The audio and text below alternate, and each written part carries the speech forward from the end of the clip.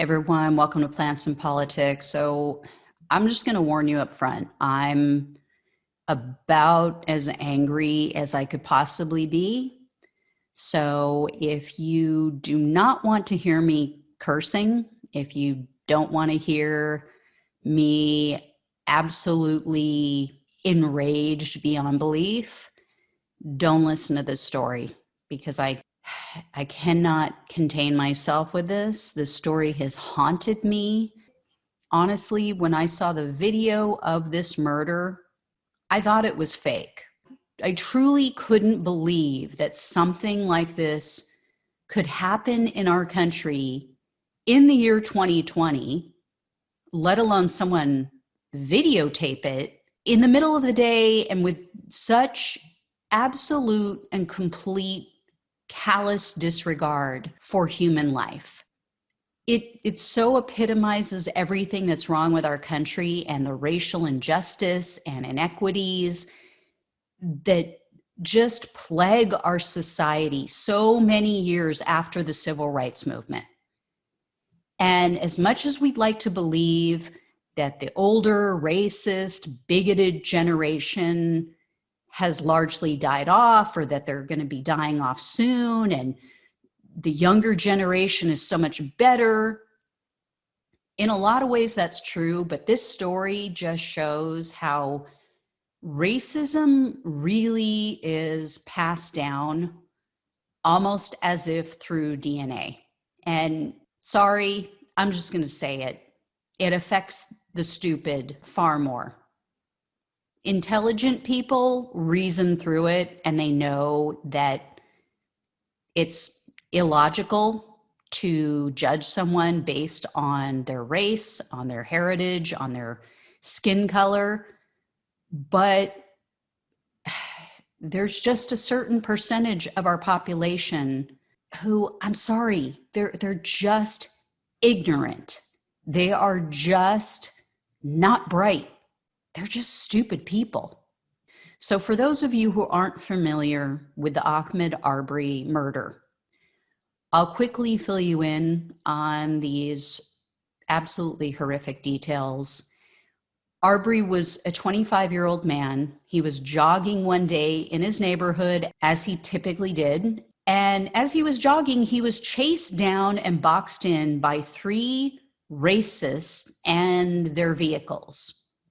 And before you say, oh, Gina, you don't know that they're racist. No, I actually do. I actually do. And later in the story, I'm going to explain the details and why they 100% are complete and utter bigots who don't care about Black people and the fact that they're living, breathing human beings.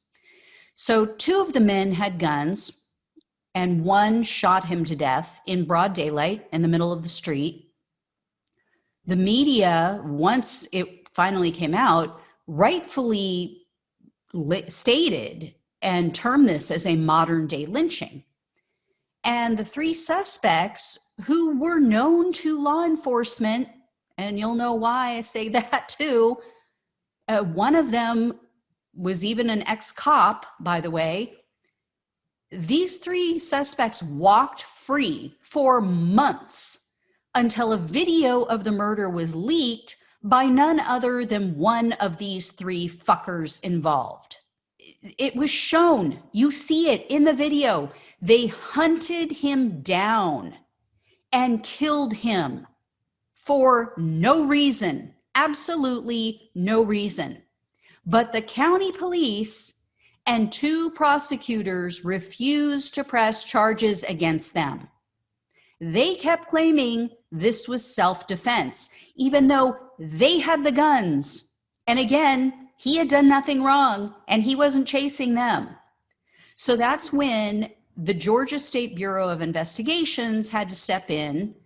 They were the only ones with the ovaries to press charges against these three pieces of shit. So just to give you an idea, this murder occurred in February. On February 23rd, they weren't arrested until May 7th, even with video evidence, and they told the police exactly what they did. So these three bastards are Greg McMichael. He's the ex-police detective. His son, Travis McMichael, the one who actually pulled the trigger and killed this young man. And then there's William Bryan, who goes by the name of Roddy for God knows what reason. He's the one who filmed everything. Now, luckily, this SOB with his Dumb and Dumber haircut is a complete and utter moron.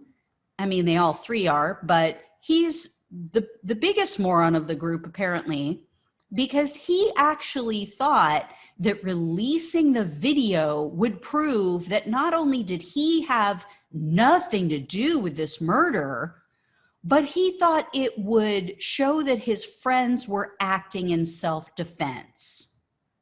So these three, quote unquote, accused murderers were finally arrested and charged after this video goes viral, after the public outrage became so fierce that they just absolutely couldn't ignore it anymore. But now, here's why I'm bringing this up now. Police body camera footage was just leaked to the press. So the Georgia Bureau of Investigation says they didn't leak it. They didn't put it out there. It has, obviously, as you can tell, enraged me all over again, but it proves some very interesting facts. And I think this is why someone leaked it, because I think that they probably have an inkling that in this racist area of the country, you might end up with a group of jurors who let these guys walk, knowing what they know, and that maybe this stuff might not ever make it out. So I'm so glad they did. First of all, the footage shows that when cops first arrived on the scene, they were completely disinterested in helping Arbery. He was still alive when they showed up. He was laying there dying, and they did absolutely nothing to help him. He was lying on his stomach, covered in blood, and you see him raise his head, and then he turns his head and his leg moves. The cop walks up to him, and you hear him breathing heavily. You hear labored breathing, and the cop does nothing. Then a few minutes later, a second cop arrives. This guy finally, the second cop finally checks on this kid, and he announces that basically he's close to death. Why? Why didn't they do something? Why didn't they turn him over? Why didn't they try to apply pressure to his wounds? Why didn't they administer CPR? If that was a white man laying on the ground, bleeding to death, they would have done something. The second thing that this body cam footage proves is that Brian, the guy who chased him down, blocked him in, and videotaped the whole thing, he was not just an innocent bystander and witness, as he and his attorney have claimed. In the video, Brian tells the cops, quote, "When I see him, I knew hate that people were getting broken into out here, you know? So I hollered at them and said, 'Y'all got him?' And he just kept running. He was full-blown running. I pulled out of my driveway, was going to try to block him, but he was going all around. I made a few moves at him, you know, and he didn't stop." Yeah, you freaking idiot. Why would he stop when people are chasing him? For nothing. And he was jogging. He was out jogging. That's what he did all the time. And you didn't, "When I see him." No, you saw him. It totally eludes this guy that, but for blocking Arbery in with his car, leaving him no way to get away from his two lunatic friends with guns, this young man would still be alive. And investigators believe that Brian didn't just block him in. They say that he hit Arbery with his car because they found a palm print on Brian's car, plus cotton fibers and then a dent below the fibers. And investigators say that they attribute the fibers and the dent to contact with the victim. The third thing that this video proves is that these cops showed completely differential treatment to these three suspects, these three murder suspects, and they cared more about their feelings than the young man lying in the middle of the street dying. If this situation was reversed, first of all, and there were three black men standing over a bleeding, dying white man, all three of the black men would have been, at minimum, in handcuffs. More than likely, they would have been shot and killed immediately. We all know they shot and killed a 12-year-old who had a toy gun in the park. Cop didn't even yell, stop, or put it down, or put your hands up. Just shot and killed a 12-year-old. Oh, but they pull up and they've got three white men standing around a bleeding, dying black man, and they don't order them to drop their weapons. They don't order them on the ground. Instead, what did they do? Oh, instead, you can hear one of the cops saying this about Travis McMichael, who told the cops that he pulled the trigger. He said, quote, why would he be in cuffs? Then Travis McMichael says this, quote, I want it done right because this doesn't look good. I mean, I just shot a man. Last thing I ever wanted to do in my life. Okay, first of all, I'm throwing the bullshit flag because that is exactly what he wanted to do, and I'll prove that to you in just a minute. But these cops go on to try to console him. They try to make him feel better about shooting and murdering someone who did nothing wrong. They even offer them water. Again, if these were three black men, there would have been shouting, there would have been orders to get on the ground, they would have been in handcuffs.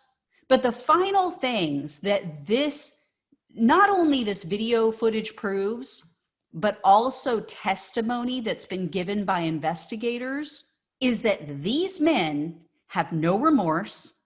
They see nothing wrong with their actions because they're 100% racist pricks. And I warned you I was going to cuss. I knew I would. The murderer and his father actually blame the victim in this video. Travis McMichael, the one who pulled the trigger, tells police, quote, if he had stopped, this wouldn't have happened. No, if you didn't act like a racist vigilante, this wouldn't have happened. If you didn't just assume that a black man must have committed a crime and chased him down and then pulled a weapon on him and gave him no other choice but to try to fight you, this wouldn't have happened. You're not a cop. If three people chased me down in trucks and then pointed guns at me, yeah, I'd run too. I wouldn't stop if they told me to stop. And this racist walking embodiment of Satan shot him 3 times. Not once, not twice, 3 times. And then his father in the video tells the cops, quote, this guy was trying to take the shotgun away from him, got it on video. To be honest with you, if I could have shot the guy, I would have shot him myself. These people convinced themselves that he deserved it. They fully believe that what they did to this young man was justified, even though he had done absolutely nothing wrong. They accused him of breaking into homes. He did nothing, but they don't care because he was a black man. Therefore, he didn't deserve to live in their eyes. That was his crime. His crime was being born with more melanin in his skin. But don't take my word for it. As I told you, I'll prove it to you. Their friend Brian, the Dumb and Dumber haircut guy who filmed everything, he told investigators that while Arbery was laying there in the middle of the street, bleeding to death, Travis McMichael, the one who caused this, the one who shot him, stood over his dying body and said, fucking N-word. Now, of course, he didn't say N-word. He actually used the racial slur. That's who this guy is. And the body cam footage shows that Travis has a Confederate flag sticker on the toolbox in the back of his truck. Oh, but you know, the Confederate flag has nothing to do with racism. I mean, they were just the people who fought to ensure that slavery remained the law of the land. But, oh no, yeah, no, why do you guys conflate the Confederate flag with racism? That's stupid. It's about our heritage. You know, we realize that the Confederate flag was the flag of the losers, but we like being on the side of the losers. But not only that, I'm not just using one racial slur and a Confederate flag to make this case.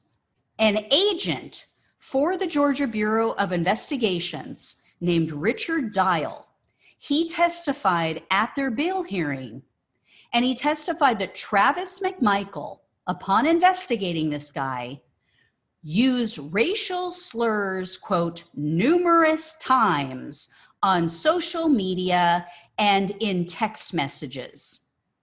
He testified, in fact, that once Travis messaged someone and said that he loved his job because there, quote, weren't any N-words anywhere. And again, he didn't use the phrase N-words. He used the actual racial slur.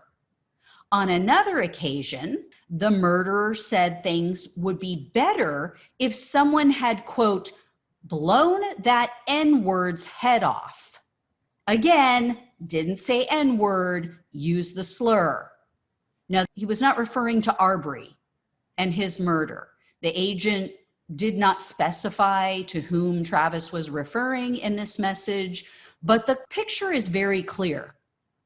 This guy was a bigot looking for a black man to shoot.